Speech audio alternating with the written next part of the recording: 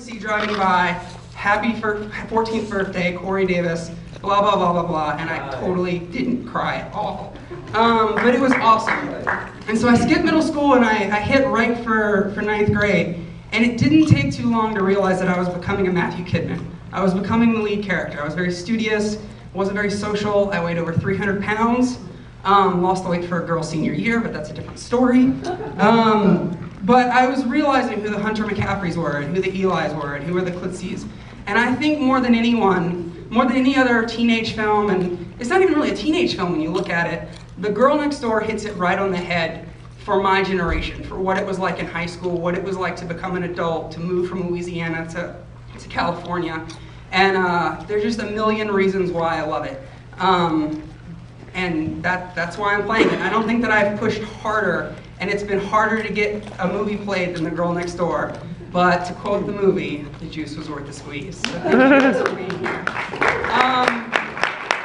So we have a few people from the film. Let's bring them up. First off, we have director Luke Greenfield. Actor Chris Marquette. And actor/wrestler Matt Boyce.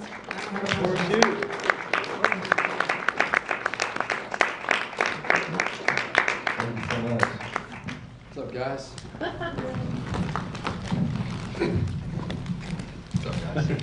What's up? You guys can hear me without the microphone. There we go. You don't really need it. How's it going? Thank you so much for coming on Labor Day weekend remember you, midnight. That's right. You confused me with like a long line of signatures, and then I said, "Who's that signature?" And you went, "Me," and I was like, "What is that?" And then like I walked away, I was like, "Oh yeah!" Good to see you, man. Good to see you too. Yeah. Eli's Minions. Yeah. Yeah. All right. So, Luke, starting with you, this movie I think it landed in your lap in like the late '90s, right? And it took a while to get made. Yeah, I made a short film. Do I need the mic? No, yes, no, yes, no.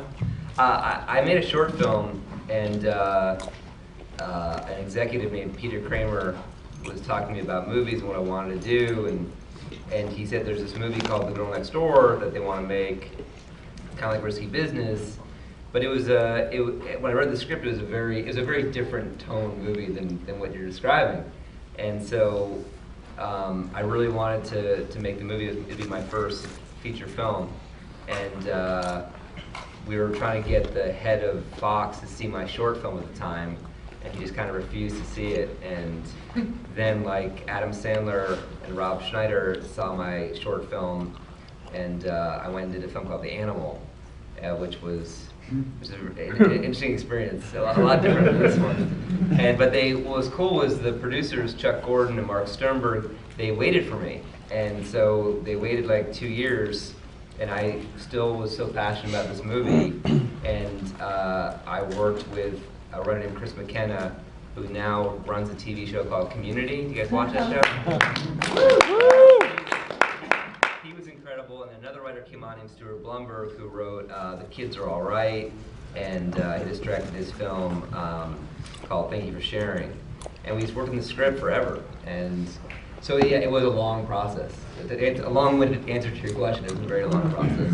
Yeah, and I was listening to the commentary actually for the first time, and there's so much more to the movie than I even realized for 10 years about these actors, speaking with their eyes, and so much more in depth than just a teen movie. And I know you don't like to refer to this as a teen movie. Yeah. So, and why is that, and how do you think it's not a teen? I had to lie to the studio, to be honest with you. They when we were writing the script and we were prepping, and they kept saying to me all the time, "This is American Pie, right?" And I kept saying, "Yeah, yeah, that's American Pie." But it'd be little shades of Something Wild, which they'd never heard of. And I said, Risky Business. Oh, yeah, that's cool. And I never saw it as a teen movie. I always saw it as kind of a coming of age story of what the premise was always there. It was never my premise, but the idea of just what would really happen to real 17-year-olds in a situation like this. And so casting was crucial. Just to get into it, we were talking You killed it upstairs. with Eli. Yeah, Eli. We had seen, I kid you not, we probably cast for 5 months, and the casting director, bless her, she passed away, but she was James Cameron's casting director on every one of his films. And we just had this vision, the producers and I and the casting director, of like, we're not gonna get, we want it to be as real as possible. And so, Marquette, like, he came in, we had seen hundreds, if not, I don't want to exaggerate, but maybe even closer to 1,000 young kids. And by the way, the studio kept bringing in like 24, 25-year-olds, and I was like, this is not... You gotta love that in like 90s. Oh my They're God. clearly 30. Yeah. And I mean, you were what, you were 19? And... I was 17. Yeah, exactly. He had to use nudity stunt guys. That's not really him, like in the tube and stuff. Or in the tube it is, but... In the tube, butt but shot. we were talking upstairs, there were all these major child pornography laws in Los Angeles, and so there were lawyers on the set, especially in the strip club scene, because Emil was 17, and if he ever touched a woman, especially scantily clad, we were all going to jail. So as we're filming, the producers were so freaking out. These guys are very successful producers. I'm just like a kid at the time, but they were constantly threatening us, and Emil was like, no, it's fine. I don't need to. We had a stack of pillows so that she was really not on his lap. And he was like, no, don't worry about it, I'm fine. And I was just reminiscing upstairs too. One of the very first days of shooting was the scene where there's nudity, where the two porn stars were kind of posing, and Eli was saying, think Sophie's Choice, or whatever that line is. And I remember Paul Dano, who I hardly knew, we just rehearsed a little bit. He knew this scene was coming up, and constantly all night he was like, dude, I have to be on set for this scene. I have to. And like, he's 17, and so I'm like, dude, I really don't know if that's gonna work. He said, no, dude, I have to be there. And I remember him like begging the producer, and our producer is this very tough, Chuck Gordon, tough guy from Mississippi. He was just like, you ain't going nowhere, kid. Get the fuck in your trailer. But yeah, there was a lot. It was a very interesting movie. To be honest with you, this is the only movie I've made where I really got what I wanted. I mean, it was a dream scenario, because I didn't know how good I had it making this movie. This is the only film that we really got the script there. Everything we shot, the casting, the music, everything worked out so well, and then I didn't realize at a young age that rarely happens. I've never really gotten back to this stage. Hope to again, but you know, it's always kind of a very strong compromise when you're making studio films. Let's Be Cops was good. So it wasn't as good, but it was good. That was a movie by committee, so it's a tougher thing where the producers of this movie really let me do what I wanted to do, and he couldn't be here tonight. He really wanted to be with the editor, Mark Lavolsi, and so this was his first movie he edited, and then he went on to do Wedding Crashers and Devil Wears Prada, and he's now like the biggest editor in town. He's edited The Judge coming out, Robert Downey Jr. and The Ball. So he's another major part of what you're seeing here. So before we go to casting on those two, I wanted to know what I mentioned earlier. This movie, it was promoted as the next American Pie, even though it really isn't. Yeah. It had this hard push by Fox and all this other stuff. Oddly enough, I'm going to play some trailers to my future events, and the Girl Next Door trailer, I didn't have time to take it off, so you're going to see the trailer. But the trailer says this March, but the movie came out in April. Absolutely. And like with the sneak previews and stuff, what exactly happened there? Because sadly, this movie didn't do very well when it came out. This movie bombed. This movie opened to $6 million. And by the way, the budget, City too. the budget of this movie was 20. The budget of Let's Be Cops, they're lying in the press, is 15. So, and this is 10 years ago. When we had finished the cut of the movie, and I showed it to the studio, remember my whole promise to them was, yeah, it's American Pie. I remember showing it to the studio, and the part where Timothy Olyphant beats the shit out of Emil, they stopped the projector. And they were like, this is not American Pie. Sean M. Scott does not get the shit kicked out of him by Chris Klein. What the fuck is this? And they're like, what's this music? Who's Donovan? And like, why is it Green Day in here? And they were hugely angry. And but as you know, as a director, luckily sometimes you can say you got to test it. You got to put it out there. So we tested the movie, and it tested through the roof, and they couldn't believe what they had, and they kept trying to change the music, and we recut the whole movie with different music, all contemporary music for 2003, 2004, and the scores went way down, and so. But to answer your question, sorry for being so long-winded. They were terrified of this movie because Arnon Milchan, who was the owner of New Regency, who made this movie, he made Pretty Woman. And when he saw this movie and he saw the numbers, he was like, "This is my next Pretty Woman." He's an Israeli guy. He's actually an arms dealer. So the mandate at Fox was this movie's going to make $100 million, and our scores were so high. It was just they were terrified of the marketing because remember in 2004, I mean, 40-Year-Old Virgin hadn't come out, Wedding Crashers hadn't come out. None of those rated R movies that we loved from that time on were out yet. American Pie was, but that was a different kind of thing, and so they didn't know how to market this movie because they knew it was like, hey, he's a kid in high school and she's a porn star. And they just knew Middle America and a lot of the conservatives would be like banning the movie, and so what's really funny to your memory is the movie was supposed to be released March something, but when the movie was tracking, they did this thing called tracking, I'm sure you know of. We were tracking for 14-year-old girls, and that was it. I mean, any guy, because we wanted, obviously the movie was marketed, tried to be marketed toward men 18 to 30, and their reaction was, this movie looks so fucking cheesy, I'd rather die than see this movie. And so we did all these word of mouth screenings, and we traveled with the movie to New York, to Florida, and it's just so heartbreaking because we showed the movie, and most people in these theaters would say, I was coming for the free movie, this movie looks so fucking bad in your trailer, but we'll spread the word. So it was just this marketing thing, and it was no one's fault, they just didn't know how to market this film at the time.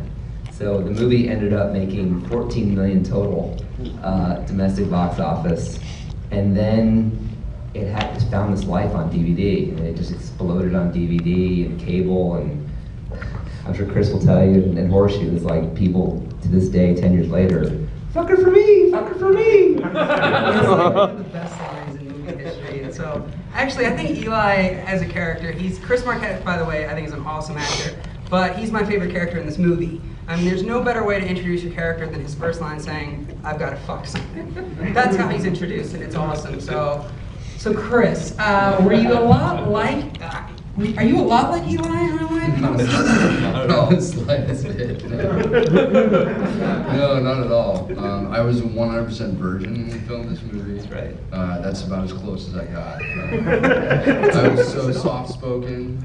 I mean, Luke will tell you, like, you know, we did this, and I remember when I auditioned for this and read it, I was like, this is so funny. It's so funny. And I've been acting since I was a kid, and I used to go out for comedies, and they'd always say he's not funny.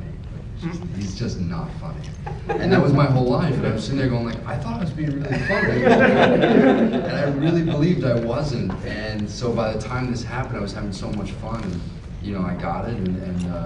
And when we started these rehearsals, I don't know if you remember, my biggest question to Luke all the time, I was like, but is it funny, dude? Like, it's actually funny? You were very worried. And I was really worried about it, I was really insecure about it, and I really, you know, he was like, yeah, totally. I was like, because I mean, I get how funny the line is, but like, I'm just saying it right now. And he was like, it's so funny, trust me.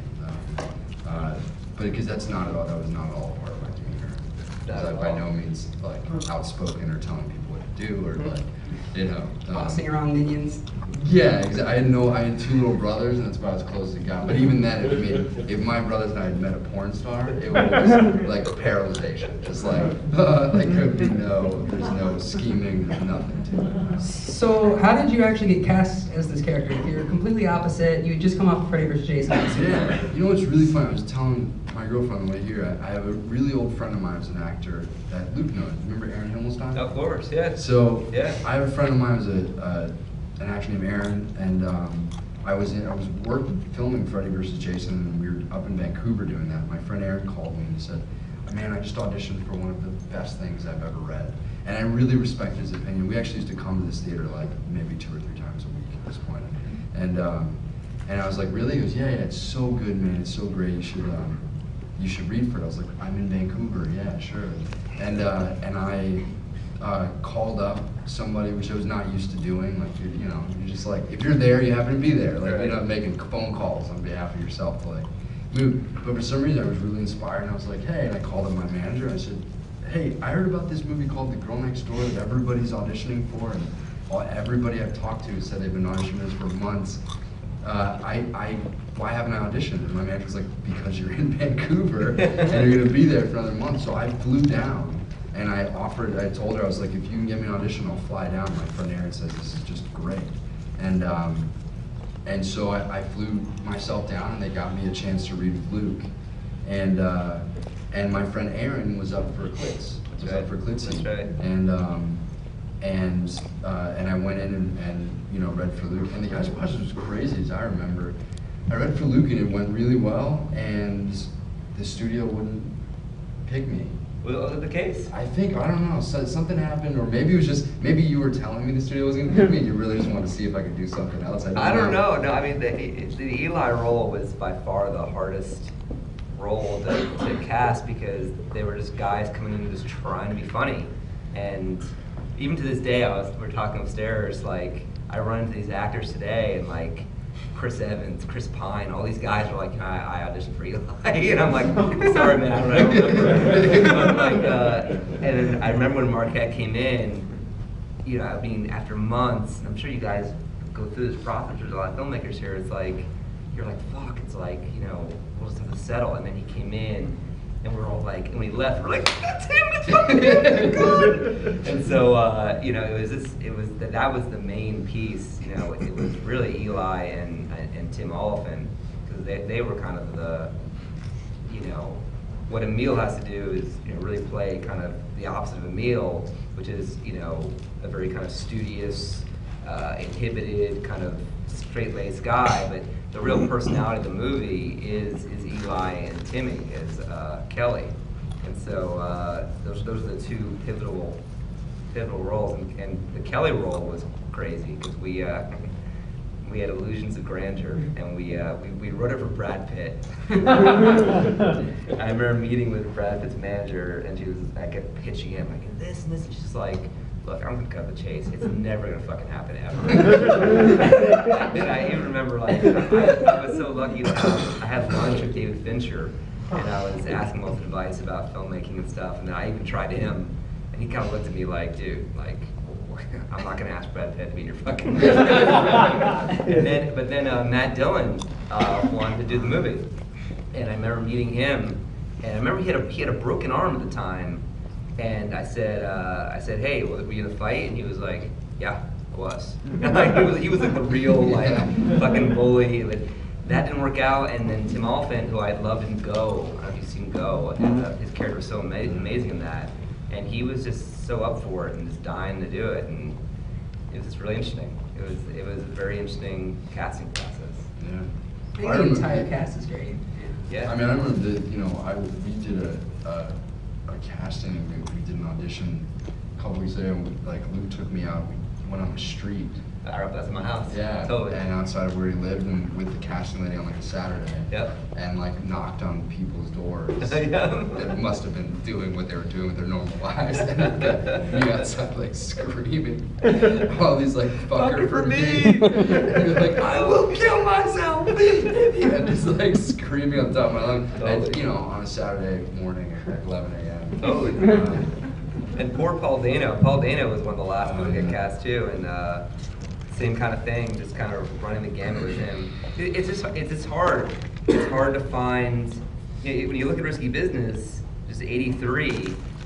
Tom Cruise was the right age, but everyone around him, Bronson Pinchot, they were older. So I was just trying to cast this age, which is very, very hard to do because you guys really didn't grow up on the John Hughes movies, the movies that So just trying to find people who could be real was really the biggest challenge. Well, I think you casted everyone perfectly. I think everyone. It's weird how every single person, and Timothy, like even Mule over here, this dude's a freaking beast. And Why don't you tell everyone how we met? Do you remember? Yeah, we met at the AVN. Swear to God, when we were beginning to write the script, we went to the ABM, which is the Academy Awards for pornography. Well, you didn't go sick. Right. That's what you came to meet me for. No, of course. Go sick. But we were doing research on the script. Yes. And I'd seen Horseshoe. Horseshoe was obviously a wrestler in WWE, but you also were bodyguarding for a porn star. Well, she was my girlfriend. Right. But and bodyguarding. Yes. And like, we had done a hidden camera show together that we all kind of got arrested for and went to jail. But we thought he was perfect, and I remember the studio was like, "The fuck are you talking about? Who is this guy?" And like, and we're like, he's a wrestler, but he's really, and like, it was just. It was, a lot of these things were really hard to do. Like, we were talking upstairs, like Jenna Jameson was cast in this movie. She was gonna play, God forgive me, the beautiful blonde. I forget her real name right now, but it escapes me right now. Amanda's your real name. Amanda, that's right. Thank you. You know your porn. And Jenna Jameson came in on her private jet, flew into LA, and Marquette was in the audition. Nolly Fish, again, bless her heart, she was like a 60-year-old woman, very tough, no bullshit, and she really likes to read with the actors. And that they had an audition scene where they make out in the limo, two girls. And Jenna just fucking made out with her as hard as she could. And the cast director just went for it. And little Marquette, 19 years old, was like, okay. Had to react off it. I remember the police being like, do not cut, do not cut. So, and then, you know, the studio did not like the idea of real porn stars. And so she hates me. And it's not my fault. The studio actually called Jenna and said, listen, you know, we're going to make a change. We're not going to have you play this role, but you can definitely be in the movie. And Jenna's very cool. Of course, she knows her. Yeah. And she said, okay, great. Well, you know, what am I playing? And they literally said to her, well, it's show up on set. You'll be an extra. And I didn't even know about this. And then when I don't know if you guys saw the Eli experience on the DVD, but we went back to the AVN and did this kind of hidden camera thing. It was Eli Brooks, and I ran to Jenna, and I'm like, Jenna, remember me? And she's like, fuck off. And I had no idea what happened. There were some good times and bad times. So I'm assuming you did your own stunt work when Mule jumps and goes No, crazy. no. He wanted to. I wanted to. They wouldn't let him. They wouldn't let me. But we were just reminiscing about how he Yeah. actually Yeah. tackled a bunch of people. Yeah. I and sent, barreled I through sent them. 2 people to the hospital. Honest to God, that scene where he's chasing Marquette and Dano at the porn party, you know, Horseshoe, again, this is his first feature film, first real film, right? And so, Yeah. I was a lot bigger than you. much bigger. And the stunt, Bigger than you. oh. And so the stunt coordinator was like, all right, half speed, and we had all these stunt people, you know, everyone has to be a stunt person if you make contact. And so the AD and the stunt coordinator were like, all right, everyone half speed, half speed. Of course, didn't really know what half speed meant. So we call action. And I mean, I just remember hearing he scream. And he was full on stiff arming. And like, all I heard from the AD was, cut, my God, cut. And we look up, and all these stuntmen had been punched in the face. People were bleeding, and like, Horseshoe, cut. And I remember Horseshoe looking at me like, did I do something wrong? And they went to the hospital. I mean, they were fine, but yes. Before we go to the audience, so I see like this is really like cool as a fan to see the three of you up here like in the booth. Yeah. You guys seem like you're still a family Oh, after no. all this. Like you cast Matthew and Let's Be Cops, Absolutely. which is still in theaters now. It's really Absolutely. one of the best movies of the year. You know, but yeah, I mean, do you talk to each other all the time? Or? I tried to get Marquette into Let's Be Cops. It's just that they wanted to go older and they wanted a certain thing. And that's what I'm trying to tell you is like, Girl Next Door was just a really beautiful, unique experience where I got to make the movie I wanted to make. And again, I'm not downplaying Fox or Let's Be Cops, but it's just a different animal. And so, you know, there was certain restraints on the movie, and I think the business is a lot different today. I really do, especially the studio world. I mean, yeah, I think when I first started emailing you about coming, that was the very first thing that I said, is that movies like this just don't exist anymore.